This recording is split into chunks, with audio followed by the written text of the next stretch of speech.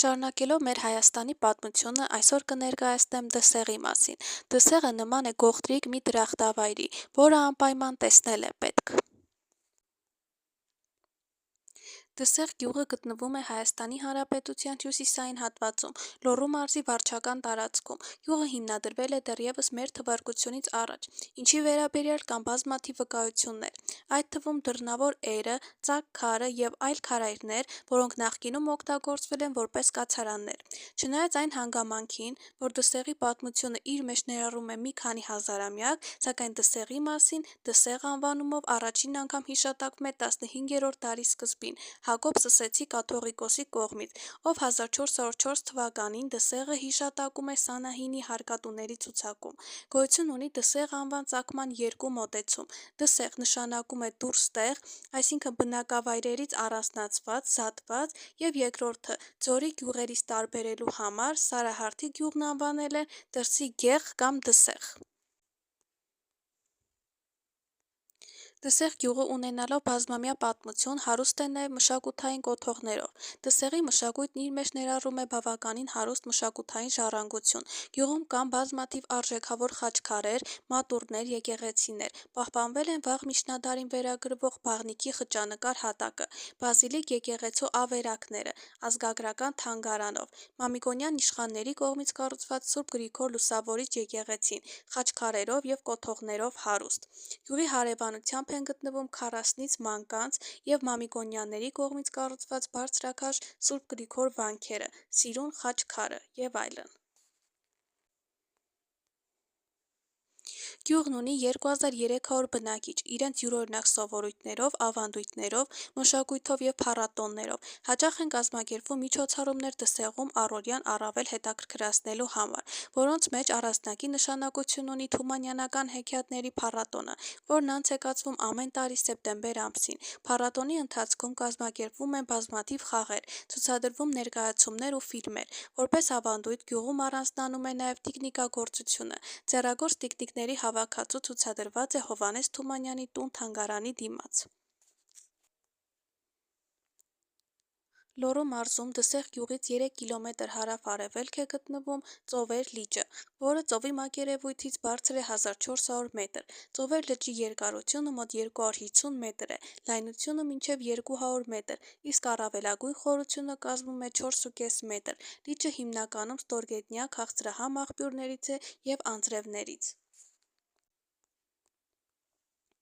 Բնության տեսարանները Դսեղի առանձնահատուկ այցեքարտն են։ Բնապատկերները տեսնելու, ինչպես նաև առանձին վայրերի չկրկնվող տեսարանները վայելելու համար հաճախ արշավների կազմակերպման անհրաժեշտություն է առաջանում։ Չնայած այն հանգամանքին, որ ձիար շավարաններ Դսեղում չկան, այնուամենայնիվ այստեղ հաճախակի են կազմակերպվում ձիարշավներ Լոռու արահետներով ձգվող երթուղիներով։ Արշավների տևողությունը տարբեր է, կախված ցանկությունից, կարող է տևել մի քանի ժամից մինչև մի քանի օր եւ նախատեսված են ձիավարման տարբեր հմտություններ ունեցողների համար։ Ձիարշավը Դսեղում հանգստացողների համար դարձել է հիմնական ժամանցի տեսակներից մեկը։ Հիմնական երթուղիները ձգվում են անտառապատ կիրճերի երկայնքով, ինչը հնարավորություն է տալիս հիանալ միջավայրով եւ ծանոթանալ պատմական եւ բնական հուշարձաններին։ Հաճախակի են կազմակերպվում նաեւ ձիարշավներ դեպի Դսեղ, ինչը հնարավորություն է տալիս զուգահեռաբար զբաղվել ձիարշավով Դսեղում առկա երթուղիներով եւ բացահայտել բնությունը։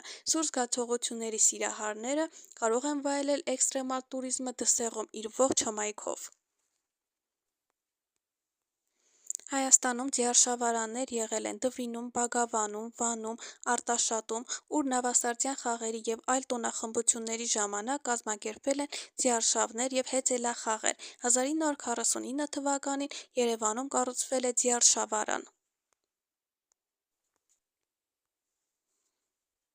Իսկ Տեբետ կիրճի գեղեցկագույն հատվածի ձախ ափին է գտնվում Ծաթեր գյուղը։ Այն Վանաձորից հեռու է 37 կիլոմետր, Ալավերդիից 11 կիլոմետր հեռավորության վրա։ Տեբետ գետի ձախ ափին գտնվող այս փոքրիկ բնակավայրը գտնվում է Դսեղ գյուղի դիմաց։ Այս գյուղերին բաժանում է կիրճը։ Ծաթերի բնակիչների հիմնական զբաղմունքը գյուղատնտեսությունն է։ Հողագործությունը առկա է հիմնական դպրոց, մշակույթի տուն, գրադարան, ինչպես նաև գյուղի պատմության թանգարան, ծաթերի մասին կամ պատմական բազմաթիվ փաստեր, ինչպես անվան ծագման, այնպես էլ գյուղի սկզբնավորման և զարգացման մասին։ Գտնվելով բնության գողտրիկ անկյունում և ունենալով պատմամշակութային առավել հայտնի երկու կոթողներ, գյուղը բավականին գայթակղիչ և չբացահայտված վայր է զբոսաշրջիկների համար։ Հատկապես գրավիչ է Ճգնավորի վանքը, որը գյուղից մոտ 1 կիլոմետր հեռավորության վրա է գտնվում Ձորալանջի քարափի տակ։ Այնտեղ հասնելու համար պետք է օգտվել նեղլիկ արահետից, ինչը բավականին գրավիչ է քայլարշավի սիրահարների համար։ Վանքը կառուցվել է 1-ից 12-րդ դարերում անմշակ քարով, ինչն ավելի է ամբողջացնում տեսարանը, վանքին միաձուլելով տարածքի վայրի բնության հետ։ Գյուղի կենտրոնում է գտնվում մեկ այլ եկեղեցի՝ Սուրբ Աստվածածինը։ Այն անվանում են նաև Սուրբ Նշան, որի կառուցմանը վերագրվում են 12-ից 13-րդ դարերը։ Եկեղեցու հյուսիսային կողմում զանգակատունն է, որը խորհրդային իշխանության տարիներին օգտագործվել է որպես տրանսֆորմատորային կայան։